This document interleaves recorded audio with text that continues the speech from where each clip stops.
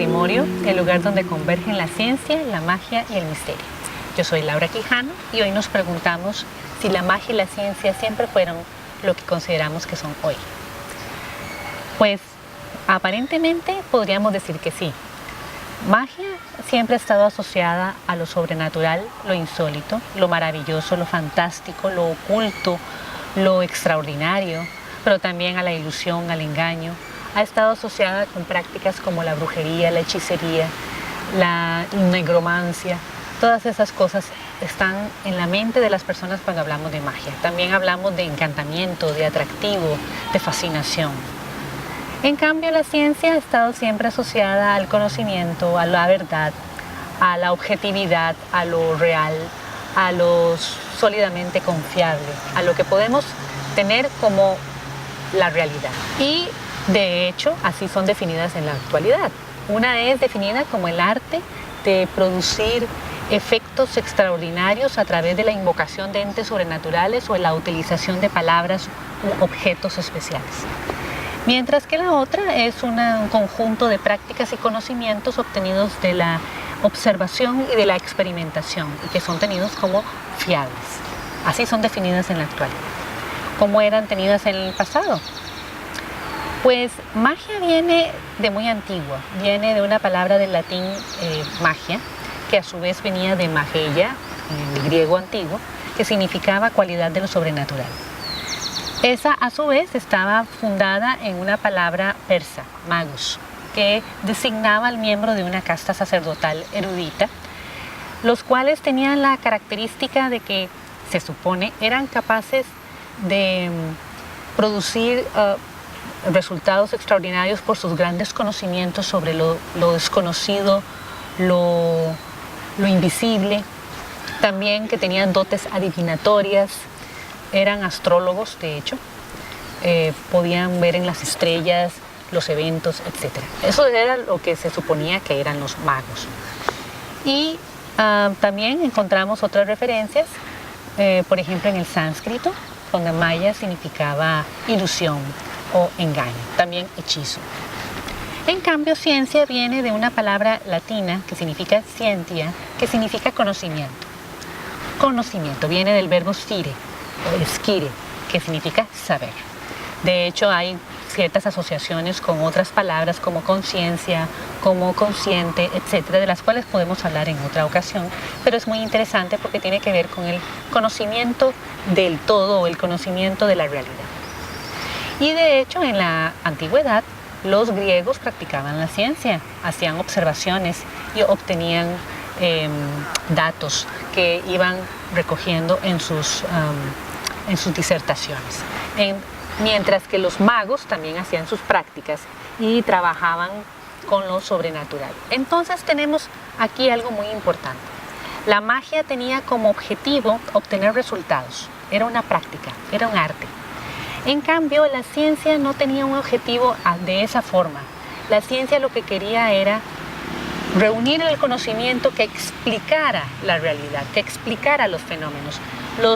Las personas que se dedicaban a la observación para obtener conocimientos que hoy consideramos científicos estaban enfocados en la explicación y esa explicación se caracterizaba por ser racional. La magia no se interesaba por las explicaciones, se interesaba por qué obtenemos. Y eso también tiene una importancia capital porque cuando vino la iglesia cristiana y la iglesia medieval durante la Edad Media, una práctica así que tenía acceso o supuestamente tenía acceso a entes invisibles o a desconocidos y la iglesia no podía comprender qué era eso. Lo único que podían entender era que seguramente eran demonios o cosas muy malas. Entonces es lógico que fuera vista como algo demoníaco, que fuera vista como algo oscuro o malvado. Claro que también podemos suponer que muchos de los magos medievales, también ellos creían que estaban hablando con demonios. Eso no es extraordinario porque en la Edad Media todo el mundo pensaba más o menos así. Pero también se entiende desde el punto de vista de la práctica, cómo la práctica fue deviniendo en algo relacionado siempre con lo oculto y siempre también con lo maligno. Sin embargo, los latinos, los romanos, supieron de una magia que era llamada la magia natural. La magia natural se caracterizaba por obtener conocimientos de la realidad mediante la observación. Y eso significa que la magia natural en algún momento estaba muy emparentada con lo que nosotros después conocimos como ciencia. Así que ya podemos ver por dónde van las cosas. En la Edad Media la ciencia también fue restringida, fue comprimida a lo que los monjes podían obtener de los sabios anteriores y que ellos podían cristianizar. Entonces no se practicaba la experimentación ni la observación, solamente se consultaba a Aristóteles y poco más, y se decía lo que se podía decir de acuerdo con los padres de la Iglesia. Ahora bien, a pesar de estas restricciones, durante la Edad Media la práctica mágica continuó. ¿Por qué? Porque en realidad mucho de esa magia natural continuó a través del conocimiento de las hierbas, del conocimiento de ritos para sanar, de prácticas para obtener mejores resultados en las cosechas, para tratar bien al ganado, para tratar bien a la gente, para relacionarse bien con las otras personas, por ejemplo. Y muchas de estas personas que practicaban la magia eran personas que no estaban dentro de los círculos eruditos, sino que estaban más bien conectados con la naturaleza, con la tierra y con la gente. Muchos fueron llamadas brujas o brujos también. Y no necesariamente tenían conocimiento de que estaban haciendo algo muy antiguo, algo muy malo, sino que era algo muy práctico. Al mismo tiempo, en esa misma Edad Media, del otro lado, muchos trabajadores que estaban construyendo esas catedrales enormes y que estaban haciendo todo ese montón de cosas, estaban experimentando, estaban sacando resultados de sus observaciones. Si un método no funcionaba de una manera, funcionaba de la otra. Entonces, a través de sus continuos experimentos y fallos, fueron sacando conclusiones que a la larga fueron recogidas por los pensadores de la época. Y hubo pensadores como Roger Bacon, que fue un monje de la Edad Media, ya estamos hablando de la Alta Edad Media, pienso, que llegó a la conclusión de que no había mejor ciencia que a través de la experimentación. Entonces ya empezamos a ver esas primeras pautas que iban a guiar hacia la ciencia que conocemos hoy. De hecho, durante la Baja Edad Media, que fue cuando la Iglesia se puso más recalcitrante con respecto a ciertas prácticas mágicas, o también con algunos científicos como Copérnico. Bueno, Copérnico no le pasó nada porque astutamente se publicaron todas sus observaciones después de que se había muerto. Pero hubo otros que no tuvieron tanta suerte, como Giordano Bruno, que por estar defendiendo a Copérnico lo quemaron en la hoguera.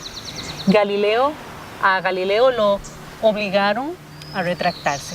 Sin embargo, Galileo ya había empezado a hablar acerca de que era importante experimentar, no estarse fiando solamente de Aristóteles y de lo que dijera Aristóteles, sino también había que observar directamente.